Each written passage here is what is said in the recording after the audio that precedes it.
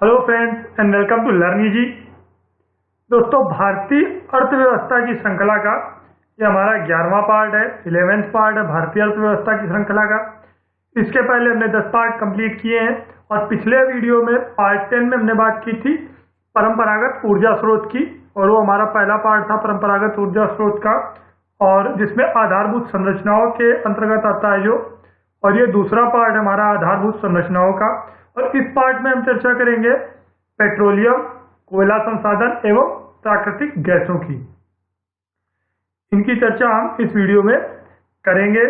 तो अगर आपको ये वीडियो पसंद आता है तो इसको जरूर लाइक करें और अधिक से अधिक शेयर करें, जिससे अधिक लोग इसका लाभ उठा सकें। और इस वीडियो को लास्ट तक देखें क्योंकि इसमें बहुत ही इंपॉर्टेंट आंकड़ों का भी संकलन किया गया है। आगे बढ़ने से पहले महत्वपूर्ण सूचना हमारी अपकमिंग सीरीज की। अपकमिंग सीरीज जो हमारी चालू होगी 15 अप्रैल से, 15/4/2017 से जो सीरीज चालू होगी, ये होगी हमारे 60 days crash course for PSC, pre SSC, railway and other competitive exams की। इसमें हम 1 घंटे की क्लास रेगुलर रूप से प्रोवाइड करेंगे एक सेम टाइम पर, जो कि जिसमें संकलन होगा बहुत ही महत्वपूर्ण बिंदुओं का।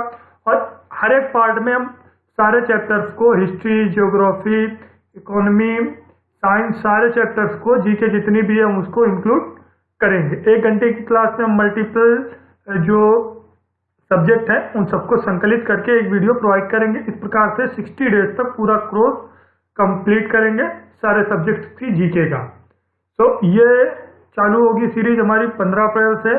रेगुलर अपडेट्स पाने के लिए चैनल को जरूर सब्सक्राइब करें। साथ ही साथ अधिक जानकारी के लिए आप चैनल पे रेगुलर रूप से विजिट करते रहें। तो आइए शुरू करते हैं आज की आधारभूत संरचना भाग 2 की। सबसे पहले बात करते हैं प्राकृतिक गैसों की। प्राकृतिक गैसें क्या होती हैं, इस पे चर्चा करते हैं। तो प्राकृतिक गैसें एक रंगहीन, गंधहीन, पर्यावरण अनुकूल ऊर्जा स्रोत है। पर्यावरण अनुकूल किस हिसाब से बोल सकते हैं, क्योंकि इससे जो है जो पॉल्यूशन है, प्रदूषण है, वो बहुत ही नगण्य मात्रा में होता है। इस कारण इसको पर्यावरण अनुकूल ऊर्जा स्रोत कहा जा सकता है। और इसमें मुख्य रूप से मीथेन शामिल होता है। प्राकृतिक गैसों का मुख्य स्रोत क्या, अगर ये सवाल आता है तो उसमें मुख्य रूप से मीथेन शामिल होता है। प्राकृतिक गैसें पेट्रोलियम कुएं से निकलती हैं। स्रोत क्या है प्राकृतिक गैसों का, ये पेट्रोलियम कुएं से प्राप्त होती हैं। इसमें 90% हाइड्रोकार्बन होता है, जिसमें 80% मीथेन रहता है। घरों में प्रयुक्त होने वाली जो द्रवित गैस होती है जिससे हम खाना बनाते हैं, वो एलपीजी कहते हैं, लिक्विड पेट्रोलियम गैसेस। और इसमें ब्यूटेन और प्रोपेन का मिश्रण होता है और इसको उच्च दाब पर द्रवित करके सिलेंडर में भरा जाता है। उच्च दाब पर, हाई प्रेशर पर इसको कंप्रेस करके हम सिलेंडर में भरते हैं। बात करते हैं मुख्य उपयोगों की। प्राकृतिक गैसों का मुख्य उपयोग क्या है, उसमें बिजली उत्पादन के लिए ईंधन स्रोत के रूप में, पाइप प्राकृतिक गैस के रूप में खाना पकाने में, गर्म करने के लिए, घरेलू या वाणिज्यिक उपयोग के लिए, साथ ही साथ औद्योगिक उपयोग अगर देखते हैं तो बॉयलर्स में ईंधन के लिए जो बॉयलर्स होते हैं उसमें ईंधन के रूप में प्राकृतिक गैसों का जो गैस आधारित बॉयलर्स होते हैं, जैसे कोयला आधारित बॉयलर्स होते हैं, उसी प्रकार जो गैस आधारित बॉयलर्स होते हैं उनके लिए, ओवन और एयर कंडीशनर्स के लिए, खाद्य निर्माण के लिए फीड स्रोत के रूप में, वैकल्पिक ऑटोमोबाइल ईंधन के रूप में कंप्रेस्ड प्राकृतिक गैस का व्यापक उपयोग होता है। तो इस समय सीएनजी वाहनों का सबसे ज्यादा चलन है, चूंकि ये इनका जो पॉल्यूशन रेट है वो बहुत ही नगण्य है, तो इसके रूप में भी इसका प्रयोग अत्यधिक मात्रा में किया जाता है। मिथेनॉल आदि जैसे पेट्रोकेमिकल्स के उत्पादन में, और ब्यूटेन और प्रोपेन जैसी प्राकृतिक गैसों के प्रसंस्करण में, अन्य घटकों के साथ एलपीजी बनाने में इसका प्रयोग किया जाता है। आंकड़ों पे बात करते हैं अब। तो इसमें पिछले 4 वर्षों में कच्चे तेल का जो वार्षिक उत्पादन है वो 38 मिलियन टन है। तो 38 मिलियन टन कच्चे तेल का वार्षिक उत्पादन रहा है। अप्रैल से लेकर दिसंबर तक 2015-16 के दौरान गैस उत्पादन जो है 25.397 BCM रहा है, जबकि 2014-15 में जो उत्पादन था वह 24.697 BCM था। अब बात करते हैं कि प्राकृतिक गैसों के लिए भारत सरकार द्वारा बढ़ावा देने के लिए कौन कौन से कार्य किए गए हैं। तो हाइड्रोकार्बन क्षमता का पुनः मूल्यांकन करना। क्यों करना? क्योंकि इससे जो बेसिन की संभावनाएं हैं उससे उसकी जानकारी मिलती है और भावी निवेश का उसमें स्पष्ट रूप से आकलन किया जा सकता है। साथ ही साथ जो मौजूदा पाइपलाइन नेटवर्क है जो लगभग 15,000 किलोमीटर का है उसको और ज्यादा विस्तारित करना। भारतीय परिदृश्य देखते हैं पेट्रोलियम गैसेस का। तो भारत ने वर्ष 2008 में तकरीबन 41.4 BCM प्राकृतिक गैस की खपत की है, जिसमें घरेलू उत्पादन जो था वो 30.6 BCM रहा और LNG के रूप में आयात जो है वो 10.79 BCM रहा है। आगामी वर्षों में आयात का हिस्सा बढ़ने और वर्तमान में लगभग 25% के स्तर से इसके 30% के पार जाने की उम्मीद है। मतलब इसमें आयात का हिस्सा बढ़ने से और जो खपत है वो बढ़ने से इसका परसेंटेज लगभग 30% से ज़्यादा होने की उम्मीद है। खाद में 41% और बिजली में 37% के साथ भारत में प्राकृतिक गैस मुख्य उपभोगकर्ता के रूप में जो राष्ट्र सम्मिलित हो चुका है। भारत उन राष्ट्रों में सम्मिलित हो चुका है जो प्राकृतिक गैसों का मुख्य उपयोग करते हैं, जिसमें मुख्य उपयोग में खाद मतलब उर्वरक के उत्पादन में 41% और बिजली उत्पादन में 37% का यूज होता है। इसी के साथ साथ प्राकृतिक गैसों का भी जो है वो उपयोग बढ़ा है। भारत में खाद क्षेत्र में सरकार द्वारा अत्यंत जो सब्सिडी प्रदान की जाती है और सरकार खाद उत्पादन इकाइयों को प्रदान की जाने वाली प्राकृतिक गैस की दर को निर्धारित करती है।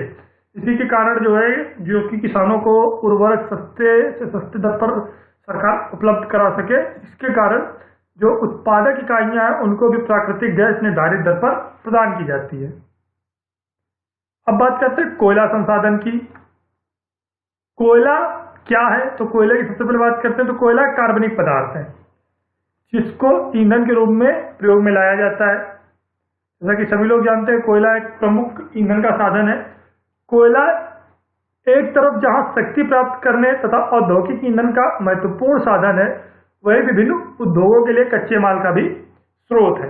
क्योंकि कोयले से बहुत ही ज्यादा एनर्जी प्राप्त की जा सकती है, साथ ही साथ इसमें जो है बहुत से उद्योगों के लिए एक कच्चे माल का भी स्रोत है।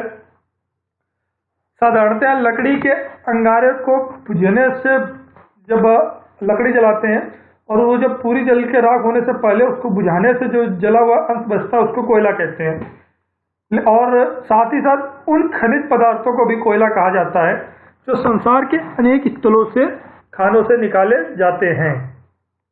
मतलब खानों से प्राप्त होने वाले खनिज पदार्थ भी कोयले की श्रेणी में आते हैं जो उनके मानकों को पूरी करते हैं।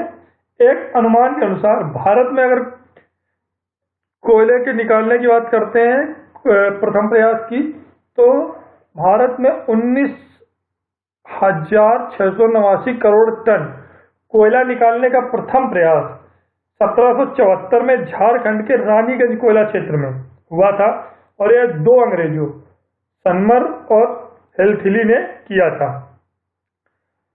1774 के बाद 1814 में इसी क्षेत्र में रूपर्ट जोन्स की रिपोर्ट मिलने पर कोयले का उत्खनन आरंभ किया गया।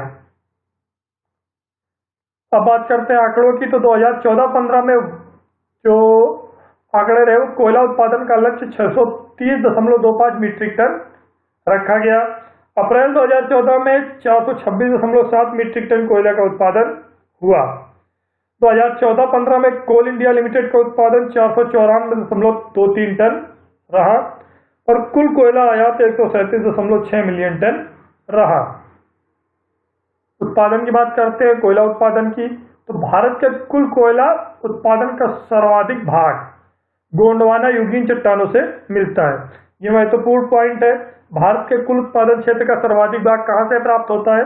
तो भारत के कुल कोयला उत्पादन क्षेत्र का सर्वाधिक भाग जो है वो गोंडवाना युगीन चट्टानों से मिलता है और इसका विस्तार 90,650 वर्ग किलोमीटर क्षेत्र पर है। क्योंकि इसका विस्तार बहुत ही ज्यादा है तो इसी कारण सर्वाधिक कोयला भी यहाँ से प्राप्त होता है। अब बात करते हैं इसका सबसे प्रमुख क्षेत्र पश्चिम बंगाल उत्पादन में, झारखंड, उड़ीसा राज्यों में फैला हुआ है।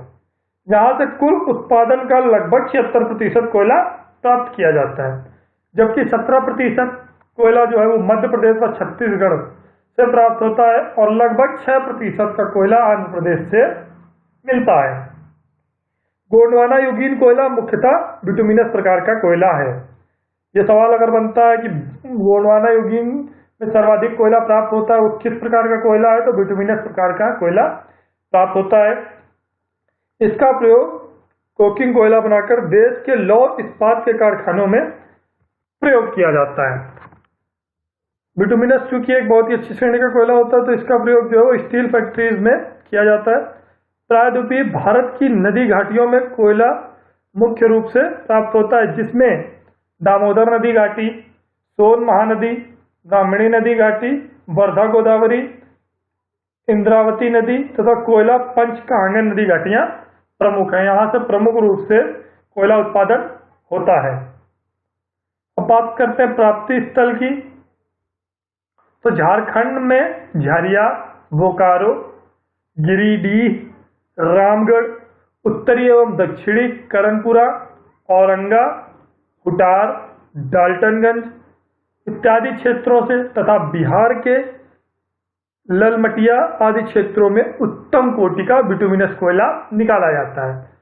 सबसे झारखंड की बात करते हैं तो यहाँ पर झरिया, बोकारो, गिरिडीह, रामगढ़, उत्तरी तथा दक्षिणी करणपुरा, औरंगा, हुटार और डाल्टनगंज से और बिहार के ललमटिया क्षेत्र से उच्च कोटि का बिटुमिनस कोयला प्राप्त किया जाता है।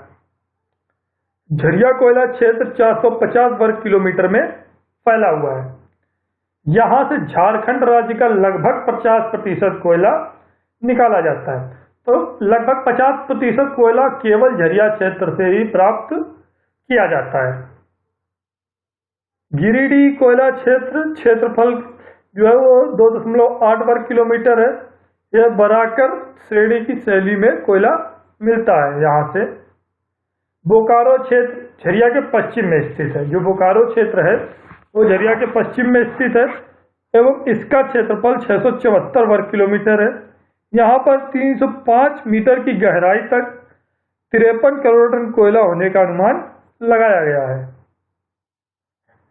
बिहार का करणपुरा क्षेत्र ऊपरी दामोदर घाटी से 3 किलोमीटर पश्चिम में स्थित है और इसका कुल क्षेत्रफल 1424 वर्ग किलोमीटर तक फैला हुआ है। यहाँ मिलने वाला कोयला की जो परतें हैं उनकी मोटाई 20 से 30 मीटर मोटी है। पश्चिम बंगाल राज्य का रानीगंज कोयला क्षेत्र ऊपरी दामोदर नदी घाटी में है, जो भारत का सबसे महत्वपूर्ण एवं बड़ा कोयला क्षेत्र है। इसका कुल क्षेत्रफल लगभग 1500 वर्ग किलोमीटर है। इसमें बराकर एवं रानीगंज श्रेणियों का उत्तम कोयला निकाला जाता है।